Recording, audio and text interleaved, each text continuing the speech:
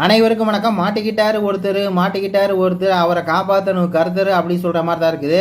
இந்த தினேஷ் பார்த்தீங்கன்னா மாற்றி பேசக்கூடிய நபர்னு சொல்லி தெரியும் இல்லையா? அதுக்கு தான் வந்து பார்த்தீங்கன்னா இப்போ ஒரு வீடியோ ரிலீஸ் பண்ணிட்டாங்க. அதாவது ஜித்ராமாட்ட என்ன சொல்கிறாரு அப்படின்னா, இது வந்து உங்கள் வீடுன்னு சொல்லி நினச்சிக்காதீங்க, இது வந்து பிக் பாஸ் வீடு, சரியா?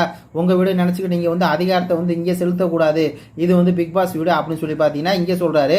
அப்படியே கட் பண்ணால் கமல் சார்ட்ட என்ன சொல்கிறார் அப்படின்னா, சார் நான் அந்த வீட்டுக்குள்ளே வரும்போதே வந்து இது ஏன் வீடுன்னு நினச்சிக்கிட்டேன் சார், இங்கே வந்து எனக்கு தங்கிறதுக்கு வந்து அனுமதி கிடச்சிருக்குது, அதனால் இது ஏன் வீடு நினச்சிக்கிட்டேன், அதனால இந்த வீட்டை பார்த்தீங்கன்னா என் கண் இமை போல நான் வந்து பாதுகாப்பேன் சார், இந்த வீடு வந்து என் வீடு சார் அப்படிங்கிற மாதிரி பார்த்தீங்கன்னா இங்கே சொல்கிறாரு.